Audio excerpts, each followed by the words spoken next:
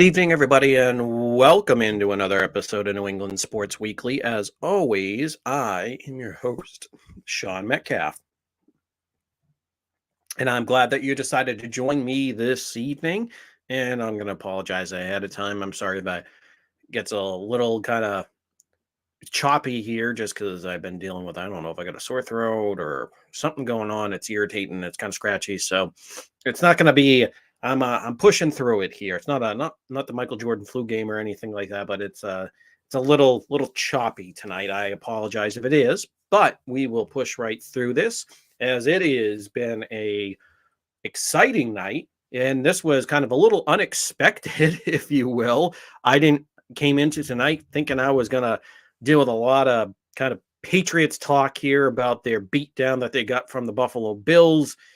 And of course, Belichick's interview Monday on EEI when he got asked about the coaching situation. But nonetheless, the Red Sox, who this past year to year and a half has just been, well, not year and a half.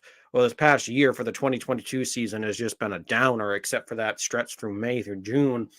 But other than that, they've been a letdown.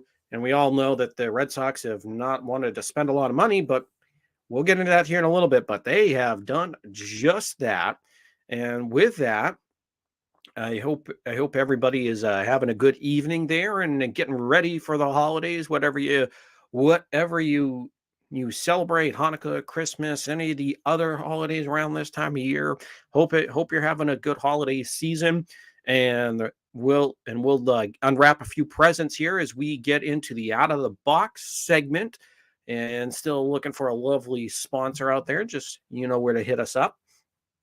And in the start things off in the out of the box, we'll talk about some new presents the Red Sox have put under the Christmas tree for the Red Sox, if you will, as the Red Sox started the day off signing Kenley Jensen to a 2-year, $32 million deal to bolster that bullpen, which they already had added some pieces to that as they added Chris Martin, the former Dodger, to a multi-year deal as well. Had a career year last year after getting traded to the Dodgers midway through. So that's going to bolster the back end, an eighth inning and a closer, and obviously to go along with Houck. And there's already been talk that maybe Whitlock goes to the rotation, but if for whatever reason the Red Sox add some more pitching starting depth and they put Whitlock back in the bullpen even deeper. But you like how the bullpen's shaping up. You finally got a legitimate closer. Yes, and I know Kenley Jansen is 34, 35 now, but still, he is still a very solid closer at this point in his career. So you finally have somebody that you can rely on in the back. And last year with the Atlanta Braves, Kenley Jansen had a 5-2 record, had an ERA of 3.38, and had 41 saves out of 48 chances. So it's not his best year that he's ever had, although it is tied for his third most in saves in his career. As in 2016, he had 47 with the Dodgers, and he had 44 back in 2014 with the Dodgers as well. But he is a rock solid.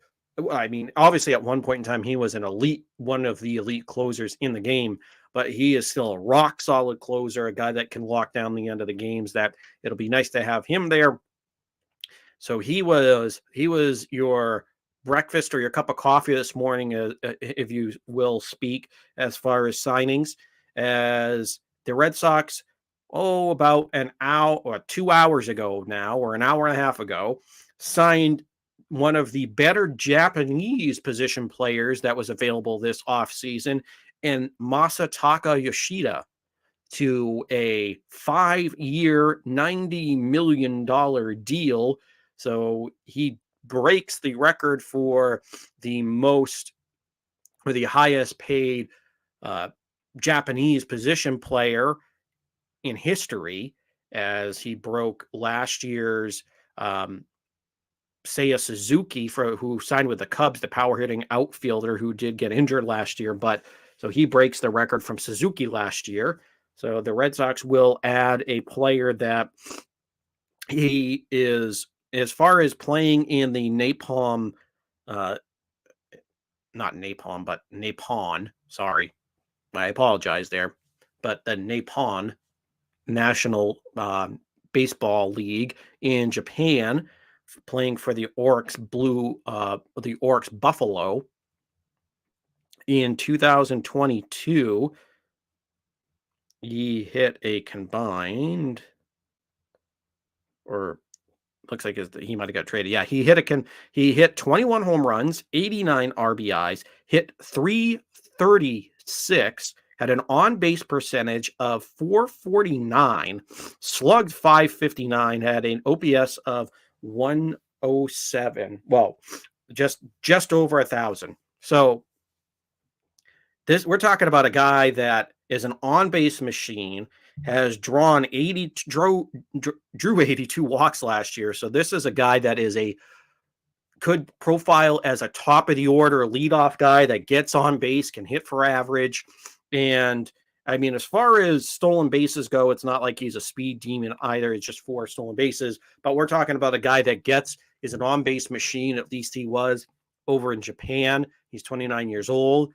So we're talking about a guy that does have some pop. His most home runs in a season was 29 in 2019. He's hit 21 twice and then 26 back in 2018. So we're talking about a guy that has some pop, where he's kind of, at least if you statistically, is kind of like the Japanese Brian Reynolds. Maybe I don't know if as comparable, because obviously Brian Reynolds has done it in the majors, but statistically hits for a higher average, but has about the same power as Brian Reynolds does.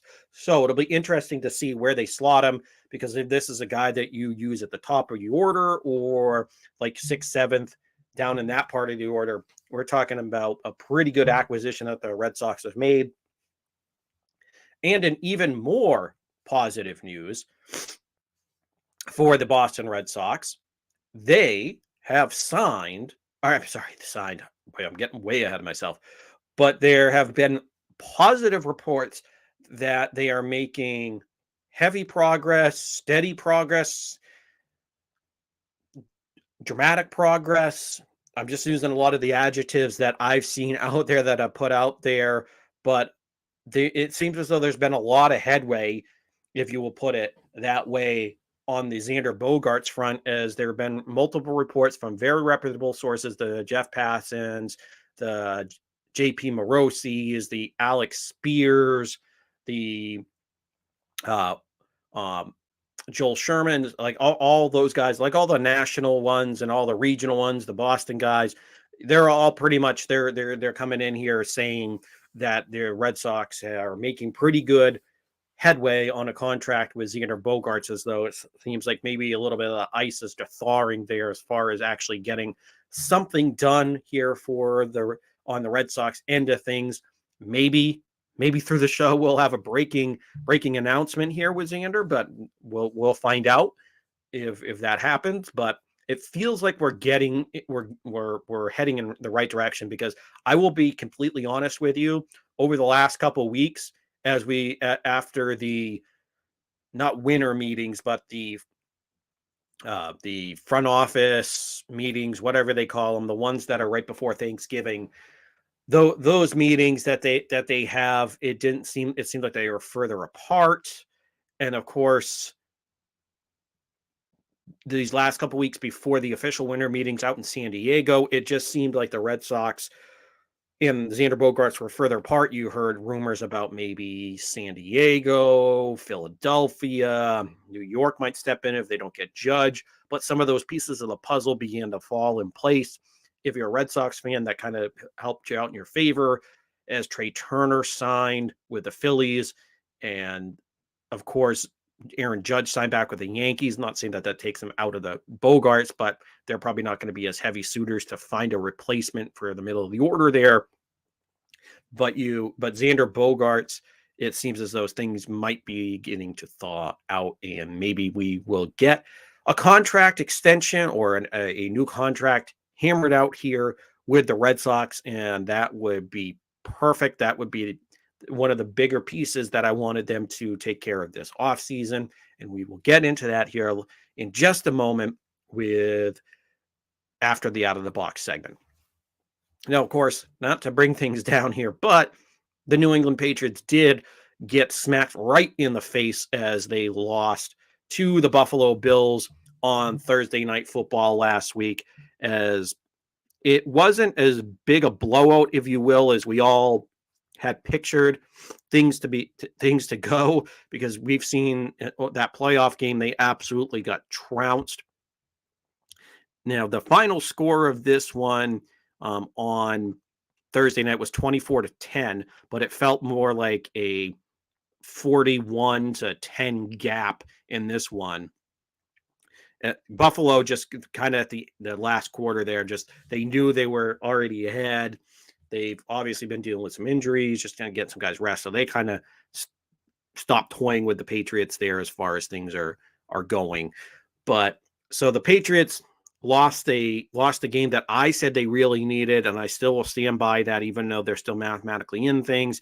They're not far from eliminated, but it just didn't do them any favors as far as that playoff positioning goes. So the Patriots are in a tough spot, but still alive in the playoff race. They're 6-6. They're last in the AFC East, but they are just outside the playoff picture. Remember now with the added wild card that they put last year, there are 7 playoff spots altogether, including 3 wild cards, which are held by the Bengals, Dolphins, and Jets. So they're only 1 game behind the Jets, and they're 2 games behind the Bengals and Dolphins, who, remember, they have 1 more game against the Dolphins at the end of the year, and the Bengals coming up in 3 weeks time. So they do have some more games coming up here against some of these playoff opponents that obviously they are in desperate need to try to get one of those spots. Now, obviously, the Jets are the one team that they can probably catch. And remember, they have the tiebreaker. They're 2-0 against the Jets this season. So they at least own that on the Jets. And, of course, the rumblings around the team, which we'll get into here a little bit more. But, of course, the drumbeat kind of gets louder as far as the calls to fire Matt Patricia are getting louder. And now, obviously, people seriously are kind of debating whether Belichick should at least relinquish his duties as like a GM, and possibly if Kraft should come in and say and give Belichick that ultimatum whether to get rid of Patricia or else you're gone. So there's been all that kind of talk. So things have just been in upheaval mode here for the Patriots, as they're just have not looked good, especially offensively here this last week, although they had that one bright spot against the Minnesota Vikings here a couple weeks ago on Thanksgiving night. But we will get into that as well, dive into that on the Patriots. And of course, the Boston Bruins and Boston Celtics are both on a hot streak here, as the Boston Bruins lost their first game at home in 15 after a 14 straight home winning streak. They lost in a shootout. So technically, if you want to go, they haven't lost in regulation this year. They still have a 14-game regulation winning streak. But as far as actual games, it's 14 games without. They went 14 games in a row and were snapped by the Vegas Golden Knights, as Bruce Cassidy made his triumphant return back to the Boston Garden after getting fired this summer, and was quickly picked up by the Vegas Golden Knights. And those are 2 of the best teams in the NHL. And the Boston Bruins look to get back on the right track here, as they have a tough matchup here tonight as they head out to Colorado to face the Avalanche, the defending Stanley Cup champions, tonight. So it's a West Coast game here. So get your coffee, get your Red Bull, whatever it is, if you need something to keep you up, because it's going to be a late night here as they play the Avalanche, as they're on their own little, I wouldn't call it West Coast swing because they're not going out to California just yet or Seattle, but they face the Avalanche, go to Arizona to play the Coyotes, and then they go to Vegas to play the Golden Knights on Sunday. So it'll be a nice little road trip here for the Boston Bruins coming up. And again, they are just absolutely rolling as they are atop the NHL with, well, now they are technically second in all of the Eastern Conference, as the New Jersey Devils have a 24-4-1 record with 43 points as we go into things here. But obviously the Bruins have a game here tonight, and the Bruins actually have 2 games at hand right now as we speak against the Jersey Devils. So but Boston, nonetheless, they're playing the best hockey in the NHL. Let's not try to split hairs here. Even though the Devils have a better record, the Bruins are by far and away the best team in the NHL. And as we mentioned, the Boston Celtics themselves are putting themselves in a great spot as they are 20-5 on a 2-game win streak themselves, as they just took down the Toronto Raptors the last Sunday, on Monday night here, as they go on a West Coast swing of their own here, as they are in Phoenix tonight to play the Suns. Will face the Warriors on Saturday, and then Monday they play the Clippers, and then on December 13th, next Tuesday, they will take on the Los Angeles Lakers. So they get their West Coast trip out in fashion here early in the season. So things are rolling right along here in the Boston sports scene, as we just saw there in the Out of the Box segment. And like I mentioned off the top of the show, just in sports media in general, just when you think you have something written down and ready to go and you're all set to get your show rocking, something just happens and blows up your whole show. But in some way, in most times it's in a good way, exciting way, strange ways, bad ways. But I mean, this one was unexpected here, as we mentioned. As I mentioned, I thought we were going to get into a lot of Patriots here, but the Red Sox have just kind of stolen the show here, surprisingly, over today. As we talked about off the top of the show, they made 2 big signings today with Kenley, Jensen, and Masataka Yoshida.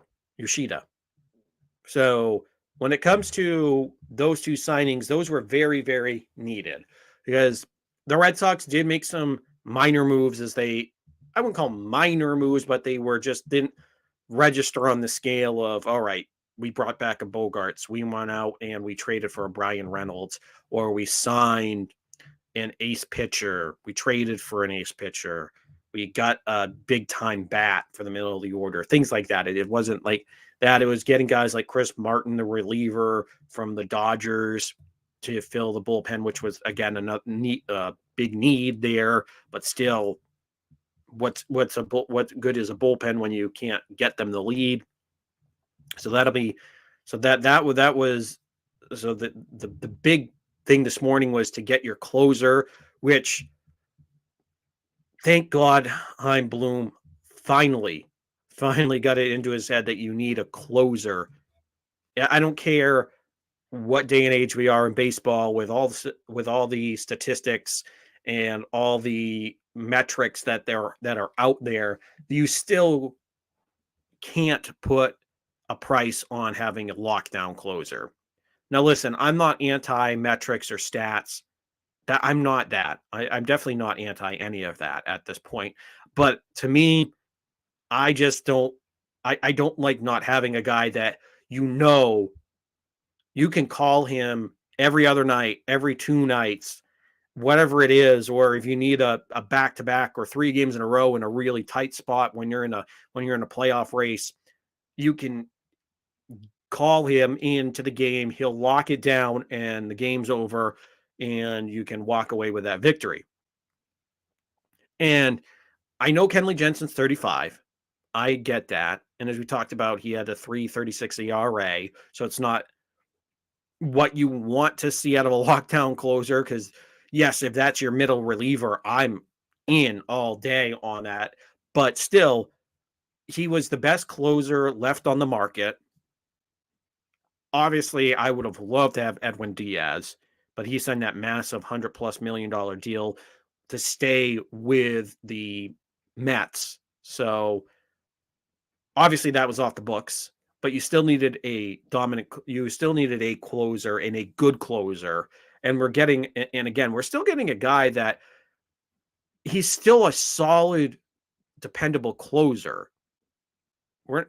And you're getting him for those 2 years for $16 million a year. And yes, I know some people think that might be a little much for a guy his age, but I mean, we still saw him pitch very well with the Dodgers. That's where he was for a long time. But with the Atlanta Braves, who were right in the thick of that playoff race, and he held up pretty well in a very tough division, like it's going to be here in the American League East. So I am confident in what they're getting in Kenley Jansen. So that was a very nice start to the day.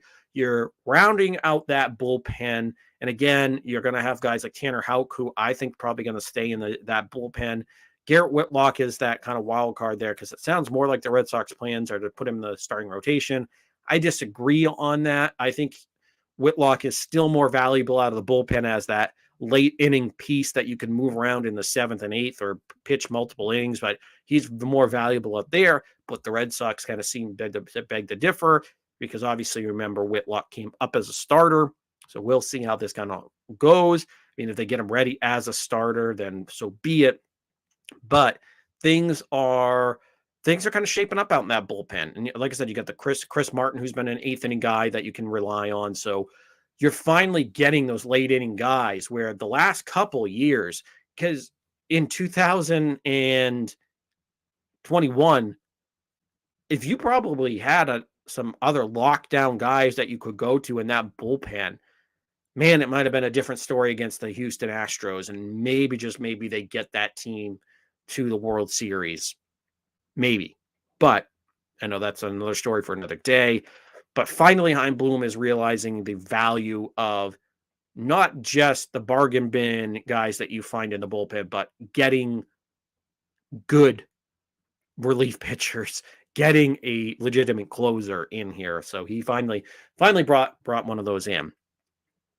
And then the bigger bombshell today was bringing in Masataka Yoshida, the 29-year outfielder from Japan. He's a left-handed hitting outfielder that, as we mentioned, hit 336 in the last year in Japan, hit 21 home runs, had the 89 RBIs, and had an OPS of over 1,000. So we're talking about a guy that is a really good contact hitter, drew 84 walks. So we're talking about a guy that gets on base. Really good player. Really, really good player for the Red Sox that they get. And I'm not going to pretend to sit here and say I know everything about him. I mean, obviously, I don't watch a ton of Japanese baseball, but we're talking about a guy that just you look at the scouting reports, you look at things from people that have watched him and major league scouts and everything, and it just seems like he's going to be one of those really good top of the order bats that you're going to have, and you finally might have found a guy to really solidify that leadoff spot, which I love Kike Hernandez, but he should not be your everyday. I mean, he shouldn't be your everyday leadoff hitter. He should be your guy that can hit 7th, 8th, 9th, kind of down in that part of the order. Obviously we all remember how hot he was in the 2021 playoffs against the Rays and the Yankees, but I mean, it just as a full everyday center fielder, he just hasn't been He hasn't been as consistent. I love him. When he gets hot, he's really good, but he'll cool off. He's not in Jackie Bradley territory at all. But we're talking about an outfield that just a couple of years ago had Mookie Betts, Andrew Benintendi, and Jackie Bradley Jr. And of course, Betts and Benintendi were the two big pieces. And really, obviously, Mookie Betts is humongous. He's a superstar in this game. So you're talking about an outfield that lost a superstar and then an all-star in Benintendi, although I'm not as high on Benintendi as some other people are, but still the outfield that they've had over the last couple of years just hasn't been as talented, and they kind of pieced it together. So maybe, just maybe, Yoshida can be that guy that he was over in Japan, can be a contact guy that has some pop, that can be at the top of your order, get on base for Rafael Devers and potentially a Xander Bogaerts. So that would be huge. That would be huge. And as we just kind of mentioned there's been positive momentum here as far as with Xander Bogaerts, because there've been multiple reports, like I said off the top of the show, from all kinds of reputable reporters out there, that the Red Sox have made strong headway with Xander Bogaerts. Things have kind of heated up here to the point where it looks like even ownership has kind of stepped in and kind of realized that we don't want to make this mistake. We're getting killed anyways, but we don't want to absolutely be crushed by our fan base here when it comes to Xander. But pretty much it does seem like there's been positive momentum here. They're making strong headway on getting a contract extension done for Xander, which, and if you read into it, Kenley Jensen is apparently a good friend of Xander's. They both play on the Netherlands baseball team, because remember, where Xander Bogaerts is from, Aruba is part of, it's kind of like how Australia is still part of the Commonwealth of England, even though they're their own country. It's all messed up, but that's kind of how it is with Aruba, as they're part of like the Dutch Netherlands type of like holdings, I guess, if you or not holdings, but kind of like under that same umbrella that Australia is to England and Canada is. They're technically still parts of the crown, but they're independent countries. So you catch the drift. I'm not going to get into the whole thing, but anyways, they're friends because they're from the same country and they've played on the Netherlands team before. So in the World Baseball Classic. So if you kind of read into that, you signed a friend of Xander's, you signed a good outfielder in Yoshida, and you've started to improve the bullpen. So you're starting to show Xander that we want to make moves. We want to get back into contention here. We don't want to just be sitting on the sidelines. So maybe you're making an effort to Bogaerts to show that we're doing this correctly. And then, of course, there is a report that Bogaerts' agent, who is the almighty Scott Boras, was the one that helped sign Yoshida to the Red Sox. So obviously Boras, who obviously has the reputation of getting every last penny for his clients, but does work very, very well with the Boston Red Sox. He has gotten plenty of his clients to the Red Sox. So they have a very, very good working relationship. So bringing, and like I said, going back to bringing in the ownership there, I think that's kind of where they feel the sting from the crowd, from the Red Sox fan base, because obviously people like myself, all the millions of Red Sox fans that are out there, you hear how many times from that fan base over the spring, the summer, the fall, now into the winter, the drumbeat to just sign Bogaerts and Devers. Those are the two things you have to do. You can't continue to lose homegrown stars, because it was devastating to watch Mookie Betts leave. And yes, probably most likely he was going to leave because he wanted to get the maximum deal. I don't think Betts ever hated it here. I don't think that was the problem, that he hated it. He wanted out of this market. But if the Red Sox weren't going to be willing to pay him what he ended up getting with the Dodgers, that $375 million or $365, that's where he wanted to leave, because of the money, not because of he hated it here. I don't think he either loved it or hated it here. It was just kind of a neutral. This was a place, but I mean, he wasn't a JD Drew about it. He didn't kind of emotionless. We saw Mookie had plenty of emotion, and he did plenty in the community in Boston. I'm not trying to say anything, because I love Mookie Betts. I wish Mookie Betts were still here. He's an amazing player. I absolutely love the guy, but obviously he's gone. I'm just saying this is a franchise that we had to watch them trade away Mookie. We've had a couple of years now of the talks. Will they bring Xander back? Will they sign Rafael Devers? Does this and obviously this goes back to John Lester. So there've been prominent players that the Red Sox have had homegrown talent.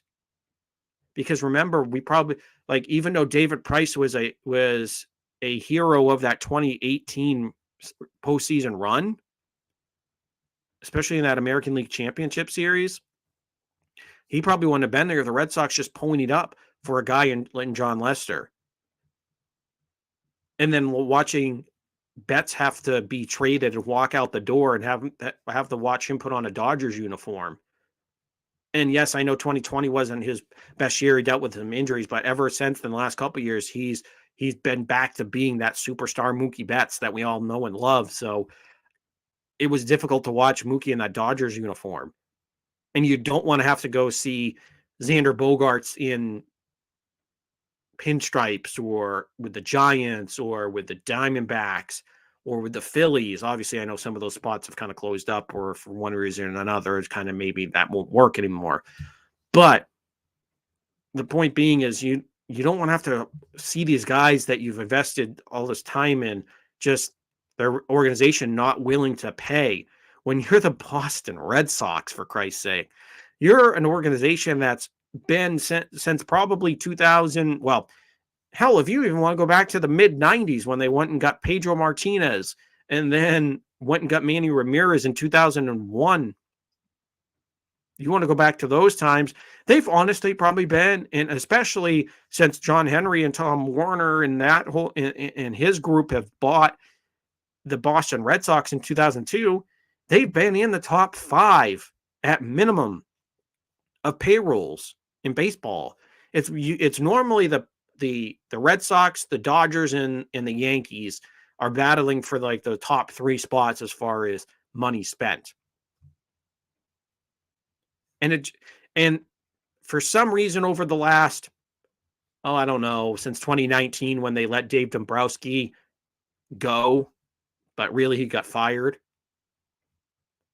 this organization has been penny pinching. And I get it.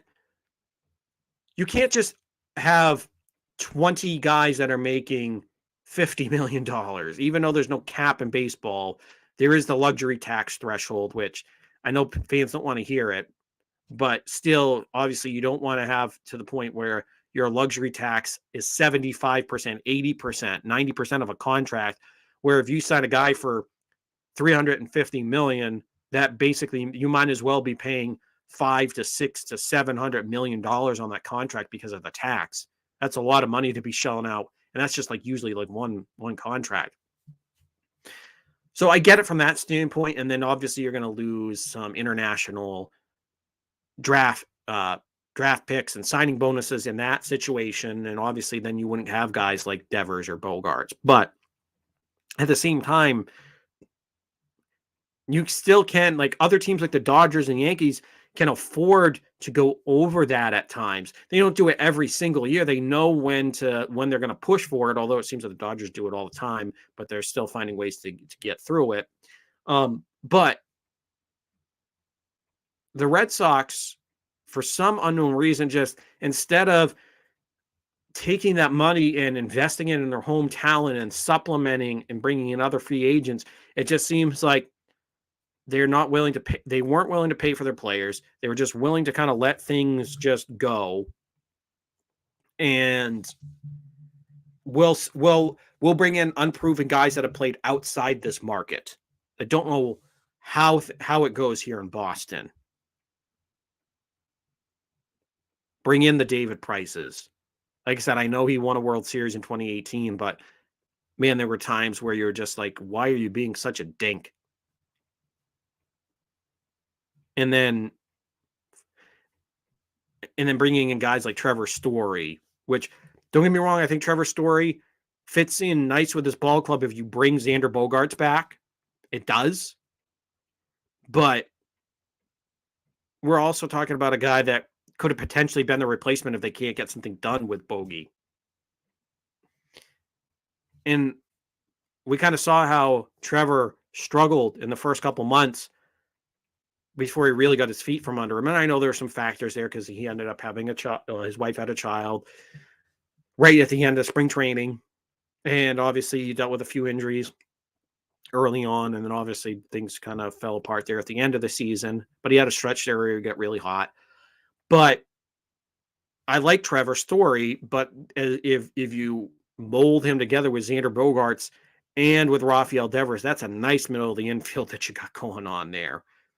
But finally, the Red Sox, maybe some cooler heads have prevailed, and maybe they finally realized this fan base was going to mutiny on them. They weren't going to take it. We weren't just going to lie down and say no. Okay, just feed us this plate of shit, and we're going to pretend that we're eating pot roaster. We're eating a decent meal. No, we're not stupid. We weren't going to sit here idly just be like, well, I'm happy to be watching this 60 and 102 loss team. No, I wouldn't have been happy, and I know a lot of other Red Sox fans that would be pissed off that would happen. But the Red Sox are at least putting forward with signing bullpen arms, with signing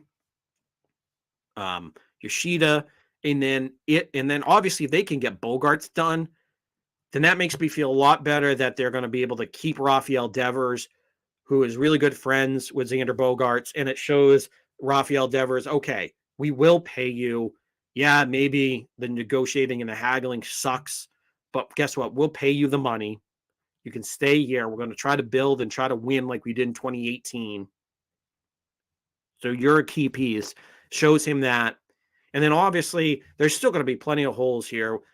I still would like to see them maybe, if you can, like I like Alex Verdugo. He's had his moments, but if you can maybe get an upgrade there, or maybe you turn Kike Hernandez into the utility kind of swing guy, maybe you get another outfield piece to go with Yoshida and either Kike or Verdugo.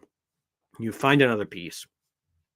But of course, now, if you can get Bogaerts back into the fold, you have to get a frontline starter. I know they keep telling you they have Chris Sale, but they don't. But you have to act like you don't, because God, I love Chris Sale. When Chris Sale was in his prime, and when he wasn't injured, he was one of the best pitchers I've seen in baseball. He was right up there when he was healthy and was pitching all the time. He was in that Jacob deGrom, Max Scherzer category of, man, he's special. He's amazing to watch. And that slider fastball combination, when he had it going, was right there with Pedro's. But with that fastball change up kind of combination that Pedro had, and that little bit of a slider that he had as well. So, but Chris Sale has not proven that he's been healthy over the last couple of years, that he can stay healthy. He hasn't proven that at all. I love him, but if you can go out there and, in my opinion, if you can go out and trade for Shane Bieber from the Indians, that I would love, because Shane Bieber, what is he? He's still relatively young in his career. Let me just pull that up as far as Shane Bieber.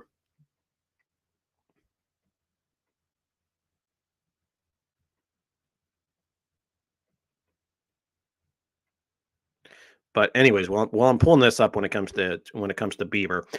So as far as so either Shane Bieber, or if you want to kind of go out into the market, you can go and get the Japanese phenom, another Japanese player in Segna, who all reports say that he has some filthy off-speed stuff. He's another good young pitcher that they could get out of Japan. Or you could go the route of free agency. I know obviously DeGrom is gone, Verlander's gone, but you still have there's one guy left out there that I would legitimately put at the top of the rotation, and that is Carlos Rodon, who opted out of his contract with the Giants. And that's a guy that I would love to put at the top of the rotation. So again, so Shane Bieber, he is, let's see, 20, 25? No. Sorry. So he's 27. Shane Bieber's 27. So, man, if you could get Shane Bieber on this team, who has been a great young pitcher out there with the Cleveland Indians, won the American League Cy Young in the COVID year in 2020, finished fourth in the Cy Young in 2019, finished seventh in the Cy Young last year. So we're talking about one of the best young pitchers in baseball. So obviously it's going to cost you a lot, but you have to get a front line starter. And Shane Bieber is one of the best in the business. So if Cleveland's willing to do business, you call them up right now. You go get him. You go get Shane Bieber. So if you can get Shane Bieber, great. Or if you have to go get Carlos Rodon, or you go get Segna, the Japanese pitcher, who actually you don't have to go through the whole posting process. He's just an unrestricted free agent, international free agent. You can go sign him right now off the street. You have to go do that. So add a top of the line guy, and then see if you can bring back Nathan Eovaldi, and then you have Nick Pivetta, and then obviously a Brian Bayo, he had that rough first little go of it, and then finally was able to kind of get out of it. After he was sent back down, then got called back up his second time, and nobody was watching at that time because the Red Sox sucked. But Brian Bayo actually had that second stint was a lot better. He looked very good, and he looked like this could be a guy that you would see the flashes of brilliance out of him. I mean, obviously still young. He's still got a lot to go, and there'd still be times where you're like, okay, he's still young. But this is a kid that I think has some special ability. So if you can get a Shane Bieber, and then you bring back an Eovaldi, you bring back another veteran starter that you can build along, then you have Pivetta, and then you have Bayo, and then if Whitlock is going to be in the rotation. So there you go. There's a decent five, or unless you go get like another veteran starter that's out there, maybe you bring in Corey Kluber for some depth, because I know they've been linked to him.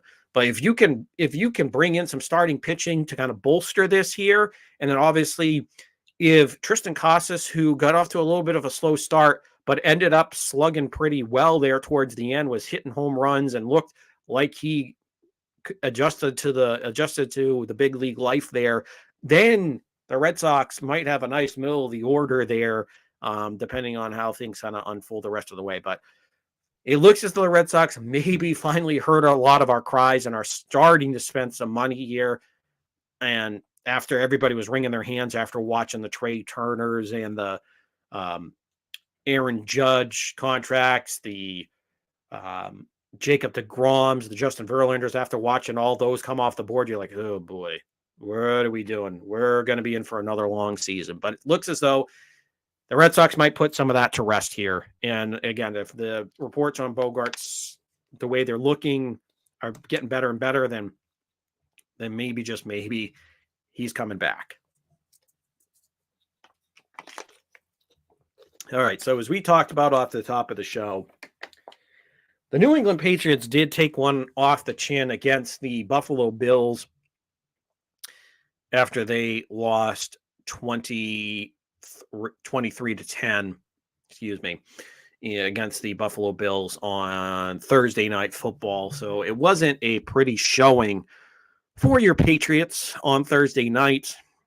Like I said, this was a game that I thought that they really needed in a big way, just because you have, in my opinion, if you're going to have any chance of making the playoffs, you're going to have to split with the Buffalo Bills and try to win these next two games that you have against the Arizona Cardinals and the Raiders, and then somehow find a way to maybe steal a win between the Bengals and the Dolphins in the last Buffalo game. But they weren't able to split this game with Buffalo, so they fall to 6-6, and now they're outside looking in at this playoff races. They're the eighth seed, that last seed.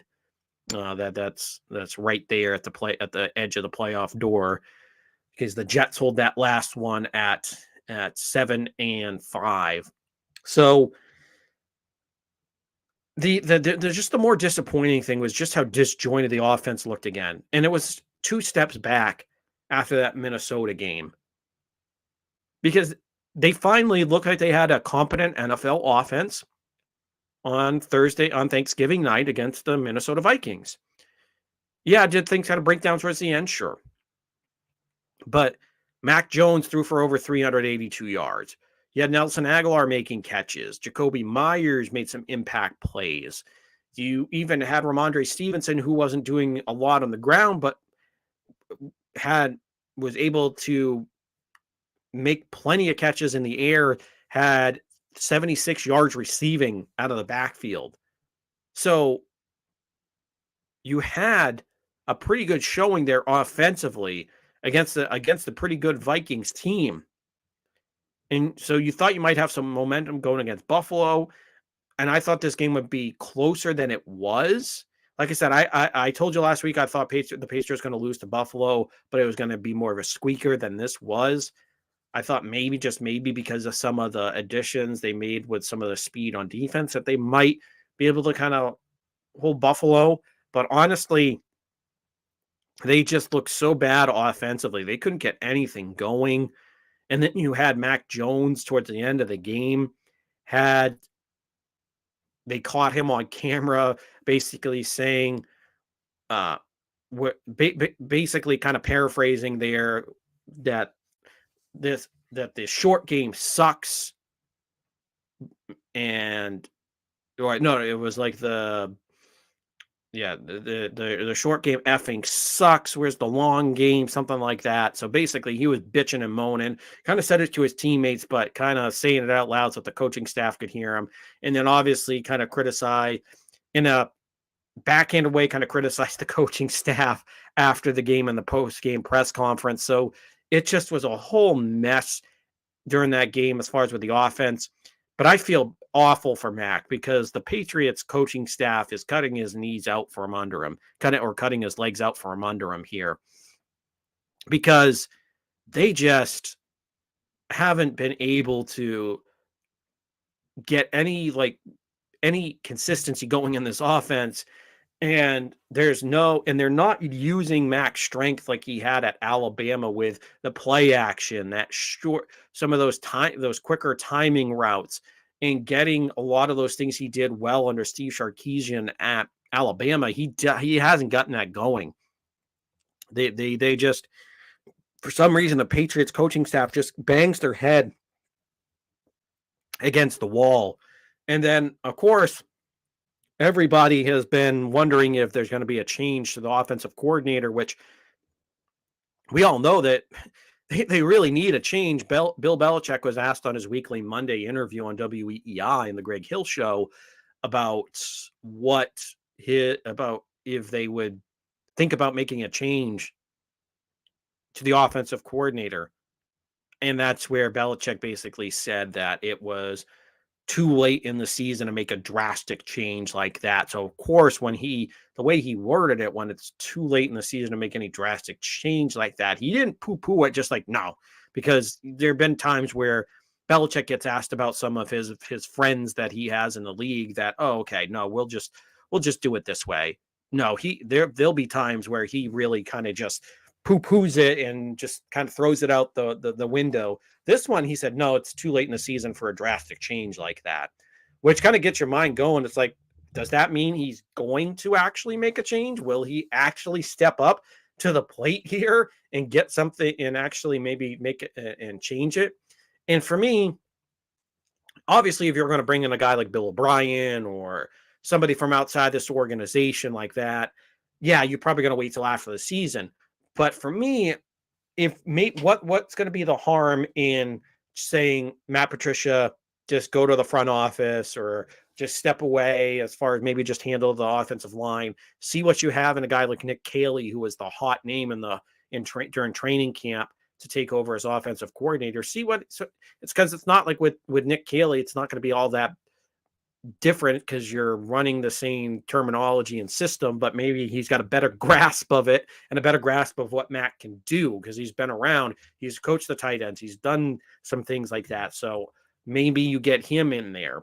I mean, eventually, ideally, what I would like to see is the Patriots go to a guy like Bill O'Brien out there down in Alabama, or bring in somebody from that Kyle Shanahan system or who's learned under Kyle Shanahan, because that's really what the Patriots have wanted to do. So why not get somebody that is very well versed in that system out there in San Francisco if you want to run that, but actually is competent about it. And it just hasn't been a defensive coordinator for the last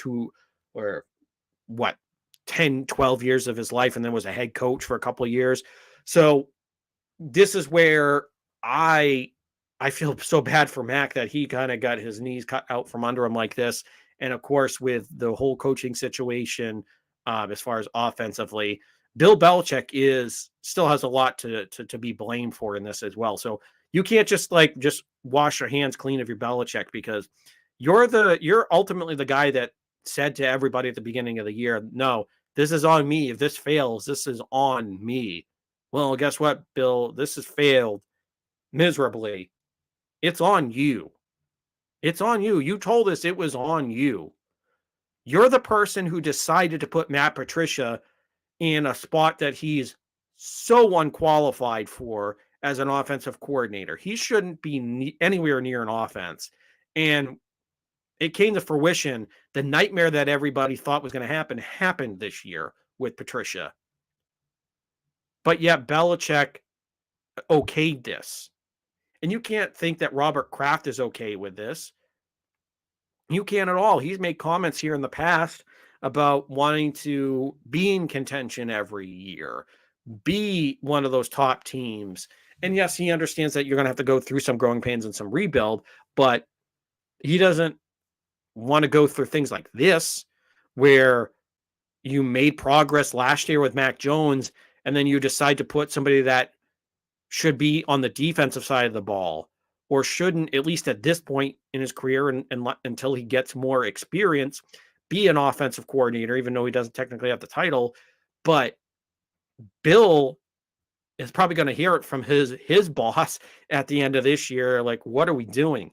Why is Patricia there? Get somebody in-house, or not actually in-house, but bring somebody here that knows how to coach offense, because you're screwing up a young quarterback. And we spent all this money. What has it gotten us? A blowout in a wild card game. And we thought maybe we could build on it because it looked like Kendrick Bourne might turn into something. But they put him in the doghouse and haven't let him out for some stupid reason.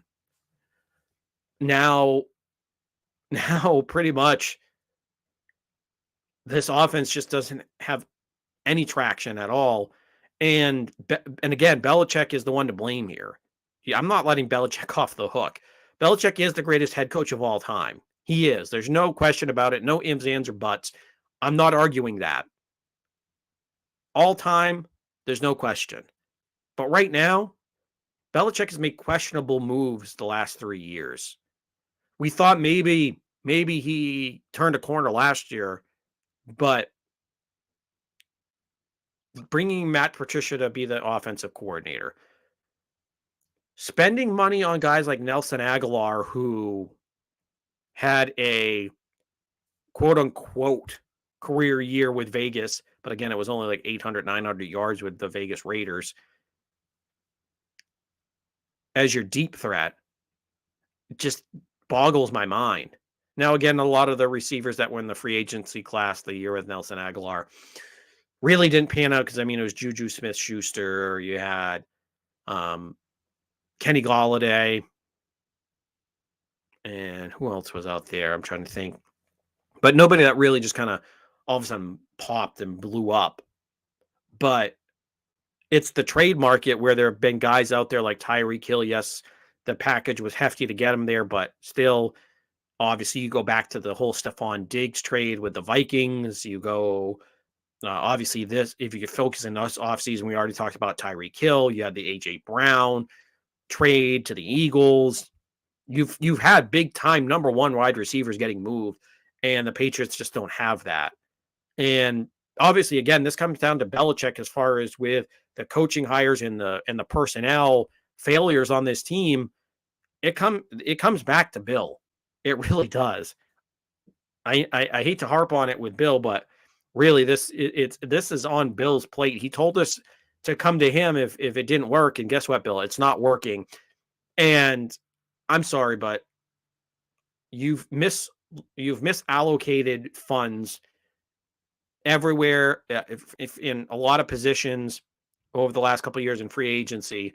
Obviously, Matthew Judon has been the major hit. Don't get me wrong there, but other than that, the wide receivers, Nelson Aguilar hasn't done anything. Jonnu Smith has just been MIA, and he's had a couple games where he's popped off, but really nothing special. And then Hunter Henry and Matthew Judon have been the two signings that I will sign off on, been good signings, because Hunter Henry last year had the 10 touchdowns and was a red zone target. Kendrick Bourne, I thought, was going to be an A-plus signing because after having 800 yards last year, looked like he might have found a diamond in the rough, but for some reason he keeps him in the doghouse. But of course, the biggest complaint that I have, I can go on all day about the personnel, but to me, the biggest misjudgment, miscarriage of football justice here, I guess, if you will, is putting Matt Patricia in at the offensive coordinator. I know we've given shit to Patricia all year long, but I will continue to do so. And Belichick is the one that hired him. And I just hope that Belichick redeems himself at the end of the year and says, all right, Matt, I love you. You're a friend. Maybe we can put you back in the front office where you were before, or move you around back to the defense or somewhere else. But we can't have you calling plays. We just can't. So I hope that he takes him out of that position. But again, this is where Belichick is not absolved from any of this at all. In fact, he's probably the one most to do with a lot of this ineptitude that they've had going on over these last couple weeks. So this season, kind of, especially offensively, that you're really hurting a young quarterback in an offense that looked like they might have a chance to kind of grow from last year.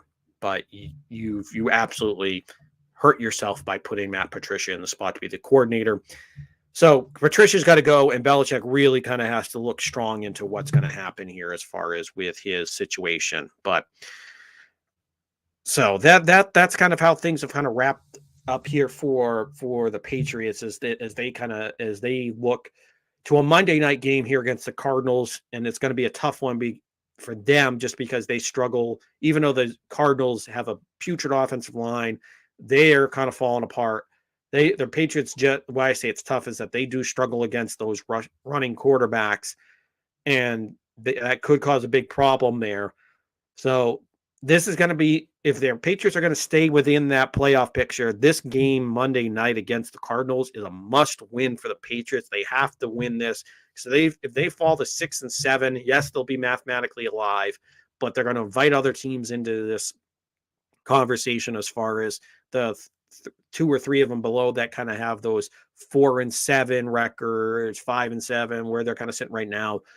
So the Patriots really have to make sure that they win this game, and obviously they have the tiebreakers over the Jets. So if they can win this game And if the Jets get beat by the Buffalo Bills, then the Patriots will take over that last wild card spot. And then obviously they still have a tall task in front of them. But this really, because you're not going to get 4 wins. You're not going to go 4-0 if you lose this game. No way in hell you go 4-0 if you lose this game. No way in hell. Because you're talking about having to beat. I think you could beat the Raiders, but then you have a game against the Bengals, a game against the Dolphins, and then a game against the Buffalo Bills in Buffalo. That's a tough stretch there. 3 playoff teams in the Bengals, Dolphins, and Bills. So this is where you have to win this Monday night game. Then you're going to have to win the Raiders game. So that gets you to 8-6. So you might be able to squeak in at 9-8 is the last playoff seed there, just because the way that things have kind of shaken out. But I mean, to play it safe, you're going to have to get that 10 wins. And maybe just maybe you that's where you're going to have to steal a game against either the Bengals or against the Dolphins, but that's going to be a tough task because Buffalo I think has your number right now, and I just don't think they're going to be able to get to beat Buffalo. So you're going to have to steal something out of that Bengals and Dolphins week there, and then you might just maybe have a shot, just a shot in that situation. So that gets you to 9-8. So it's going to be a critical game here coming up on Monday night, and like I said, it's going to be tough. So I don't know if they're going to be able to do it, but I think they can do it against the Cardinals. But I'm just saying it's going to be a tough one with that running quarterback. So it's a must-have win here against the Patriots. And I know I said it last week, but this is really a must-win, or else their playoff chances are hanging. But they're already, I wouldn't say life support, but they're not looking as good as they were heading into Thursday night and as good as they were against Minnesota. But if you don't win against the Cardinals and you're 6-7, you're on life support. You're hanging by a thread. And if you don't win this one, I don't see any way possible that they make the playoffs if they lose this one against the Cardinals. All right. So as we get towards the end of the show, we'll wrap things up here with, as always, our one big bet set, or actually, sorry, jumping the gun here, as we will go to our fantasy football emergency waiver wire ads here. So, of course, if you're in a pinch and let's say because there's 6 teams on bye this week, or if you had Jimmy Garoppolo, he went down with an injury, you're looking for somebody to add. Let's start with quarterback here. I'm going to go with Ryan Tannehill of the Miami Dolphins. Now, Ryan Tannehill gets the Jacksonville Jaguars, so he gets a pretty good matchup. Now, has it been his best fantasy season? No, but I think this is where he gets a decent Jacksonville team that the Tennessee Titans are obviously in the mix for the playoffs here. So this could be a game where he gets, I think maybe he gets a few rushing yards there where they're trying to bottle up Derrick Henry.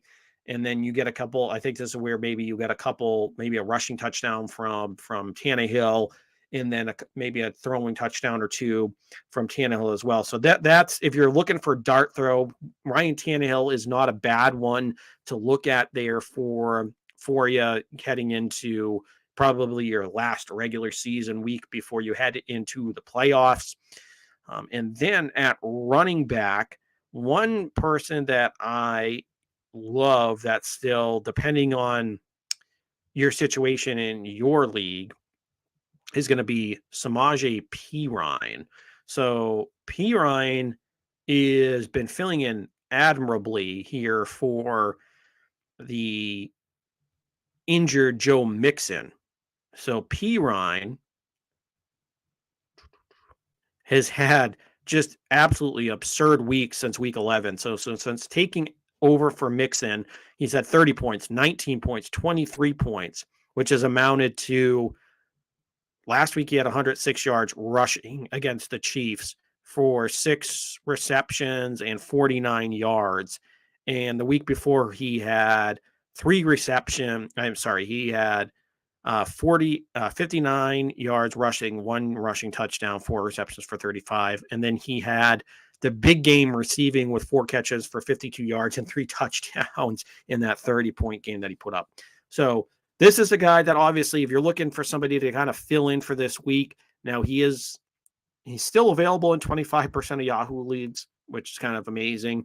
But if he got dumped into waivers and you need somebody, go ahead, go pick him up. And the Bengals are playing the Cleveland Browns, so this could be a decent pickup here if you're looking for either a running back to fill in or you're looking for that flex spot. I really do love Samaje Perine. That's going to be a pretty solid add there for you if you can get him off of waivers as well this weekend. Because remember, this is one of those odd times where there's a lot of guys that are on bye this week that maybe kind of puts you in a rock and a hard place here as far as what to do when it comes to finding those guys to add to your roster. Now, as far as somebody to kind of take a look at here as well to add wide receiver wise, and that would be Isaiah McKenzie of the Buffalo Bills. If you're kind of looking for another dart throw there, he's had an inconsistent season. He's had it seems like every other week or every 2 weeks he'll go off for like a 13, somewhere between like a 13 to 20 point game for you. So this is a guy in the slot that Josh Allen will look to at times. So I wouldn't be opposed to, if you need to fill in a guy there in the slot, go get Isaiah McKenzie, and then you'll probably be golden and ready to go as far as maybe not golden, but I think that's, you could do worse as far as dart throws are concerned. And then one other pick there that I actually kind of do like, and that's available, is going to be Darius Slayton, the receiver for the New York Giants, who is still available in some leagues out there. Because again, that's a guy that's kind of put up some points here over the last couple weeks. Of course, New York traded away Kadarius Toney. You don't have a true, real dominant number one there because Kenny Golladay, who was a pretender after having a couple good years there in Detroit and looked like he could be a number one, just hasn't done it there. So Darius Slayton is kind of picking up the slack as that like pseudo number one, really, where he kind of isn't, but he is. So he's getting a lot of looks there. So if you want, go with a Darius Slayton if he's still available in your league. So he's still available, at least in mine. So I would go ahead and pick him up if you have him available. Now, as we get ready for the last segment here, it's going to be our big bet of the week. Now, admittedly, I took a look at that slate. This is not the best slate to be betting this weekend. So if you are going to put a little bit of cash down, honestly, the best game out there is going to be that Philadelphia Phillies, been talking a lot of baseball, Philadelphia Eagles and New York Giants game. Now, the Eagles are the spread 7 points, so they're that 7-point favorite. This one's in New York, but obviously the Giants still fighting for that playoff spot. I will still take the Eagles in this one, and I will take the over. And you know what? I'm feeling good about a Jalen Hurts rushing touchdown in this one. So if you parlay that rushing touchdown of Jalen Hurts, then you'll be in for a little bit of cash that you can go out and spend on some Christmas presents. But that's the big bet that I love is that Eagles and Giants game, because that's probably the best game that you're going to have on this slate of games this weekend.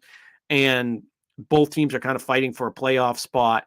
Now, if you're going to take that 7, I actually, in this game, even though the Eagles have been winning big, this is where I might think this is one of those games that they're going to keep it close. So if you might want to kind of not take the Giants outright as far as on the money line, but I might actually take the Giants in that +7 to kind of keep that close there. So I actually would not mind taking that +7 of the Giants for you. So you actually might be able to win that spread battle in this one. So that is my big bet of the week here. As I mentioned, kind of a not the greatest slate to bet on here. I kind of looked around everything else.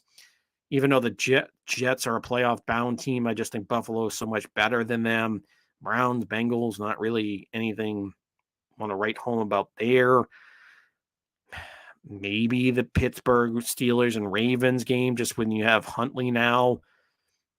Maybe you could convince the one game that I almost picked there was the Buccaneers and 49ers. And that, the only thing that stopped me there was because Jimmy Garoppolo's out. So now you're talking about Brock Purdy having to start. Even though the defense is so good, you still have to face Tom Brady on the other side, and your offense is going to be kind of playing with their hand tied behind their back because you don't have Jimmy Garoppolo there to help you out. So that might be a game that you might want to look into and put a little bit of cash on as well. All right, that will do it here for us on this episode of New England Sports Weekly. To keep in tune for next week, maybe we'll have a Xander Bogaerts signing that we can talk to you about. And obviously, we will break down that Monday nighter against the Arizona Cardinals and get you ready for what was supposed to be a Sunday night game against the Vegas Raiders, but got flexed into the 4:00 slot. So we'll get you ready for that Raiders game and talk about anything going on across the Celtics or the Bruins, as well as we didn't get into them is because they are just kind of in the regular season mode. Nothing really major happening with them other than them just absolutely being on fire from that standpoint. And then, of course, anything else that shakes out, we will let you know and get into that and break it down. And as always, you can tune in every Wednesday night at 8:00, and we will stream the episode live here on YouTube and with assistance from our friends at StreamYard as well. And of course, if you can't make it to the live stream, you can always follow the podcast wherever you find, or I shouldn't say wherever because we're not on Apple yet because that's still kind of been a work. You can go on to SoundCloud or, of course, Spotify as well, because everybody uses Spotify. You can go on to Spotify or SoundCloud and search any New England Sports Weekly. Again, that's New England Sports Weekly. Hit the like and subscribe there for to get the subscribe to the show and any notifications. Of course, here on YouTube, hit the like and subscribe and the bell as well for notifications and let you know when we're on live as well. And of course, you can send any questions into the live stream, or you can send those questions to my personal account at Sean_Met28 on Instagram and Twitter. It's the same thing. Or you can go to the show account at NE Sports Weekly on Twitter, or on the Instagram account at NE Sports WK, and send any questions or comments or anything you want to that account, and then we will get to your questions next week on the show. All right, folks, so you have a good rest of your evening, and we will see you next week.